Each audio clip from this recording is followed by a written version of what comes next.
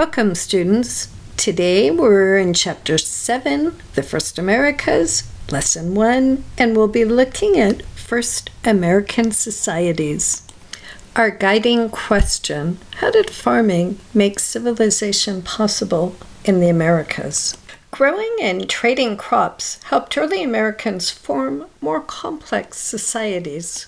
Unlike the early civilizations that formed along river valleys, such as the Euphrates and Tigris rivers, the Nile, the Indus Valley, the first American civilizations did not develop along great rivers. This is Felicita Park outside Escondido, where I played as a kid. The Kumai Indians had a nomadic society. They were not terribly complex when you look at some of the amazing Mesoamerican societies that formed. Likely, they did not have extensive agriculture and trade. About 1200 BC, a people called the Olmec built what might be the oldest culture in Mesoamerica. Based on farming and trade, the Olmec lasted about 800 years.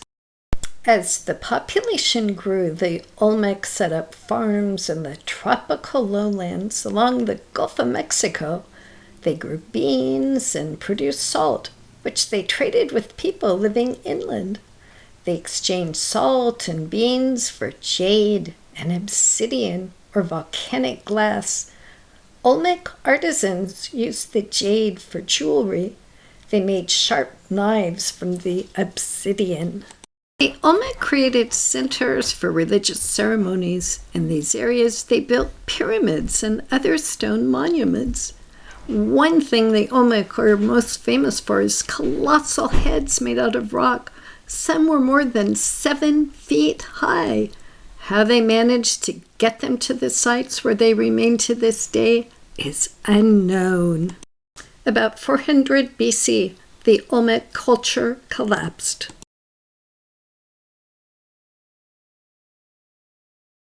A group of inland peoples rose to power in central Mexico.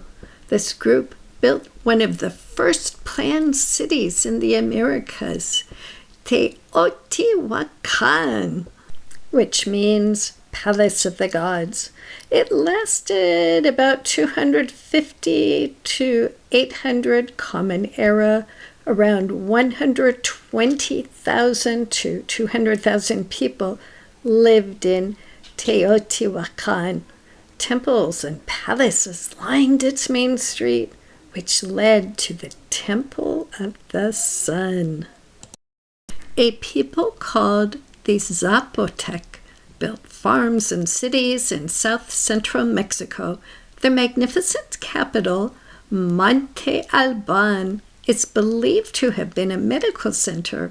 It had a main square surrounded by stone temples, monuments, and tombs. In addition to farming, the Zapotec created pottery, and they traded with Teotihuacan. The Zapotec developed a writing system based on hieroglyphics. Another people, called the Maya, prospered in the steamy rainforests of the Yucatan Peninsula. The Maya traded throughout Mesoamerica. From their central location, the Maya spread into southern Mexico and Central America. Teotihuacan and the Zapotec flourished between the 300s and 500s. Then they declined. We're not really sure why this happened. Perhaps they had severe drought. Perhaps there was revolts by population that used up the natural resources of the area. Whatever the reasons, the cities were abandoned. After the collapse of these cities, the Toltec rose to power in central Mexico. The warlike Toltec conquered much of Mexico and northern Central America. Their empire reached the height of its power between 950 and 1150. The Toltec grew crops of beans, maize, and pepper in irrigated fields. They also built pyramids and palaces. They introduced metalworking into Mesoamerica. Around 1125, the Toltec Empire began to decline. Within a few decades, groups of invaders, including the Aztecs, attacked and burned the Toltec city of Tollan. For nearly 200 years, there was no ruling group in Central America. In South America, several different early civilizations thrived along the Pacific coast. About 900 BC, the Chavin developed a civilization in present-day Peru and Ecuador. Trade of products from coastal lowlands, the Andes highlands, and rainfall regions connected the Chavin people. They built a large temple with stones from nearby hills. Part of a ceremonial center, the temple was surrounded by pyramids and stone figures of different deities or gods. For unknown reasons, they declined around 200 BC. The Moche developed around 100 Common Era in a dry coastal desert in Peru. The Moche built canals to bring water from rivers in the Andes foothills to their desert homeland to grow food. Much about the Moche culture is known from their arts and crafts. In spite of everything they achieved, the Chavin and the Moche did not build empires. The first empire in South America was built by another people called the Inca.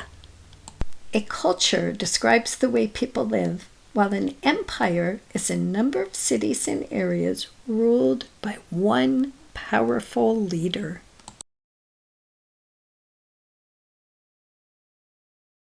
Perhaps you'd like to choose one of these people for writing your fictional narrative journal. See, we'll be meeting soon to talk a little bit more about these early civilizations. Take care. Bye-bye.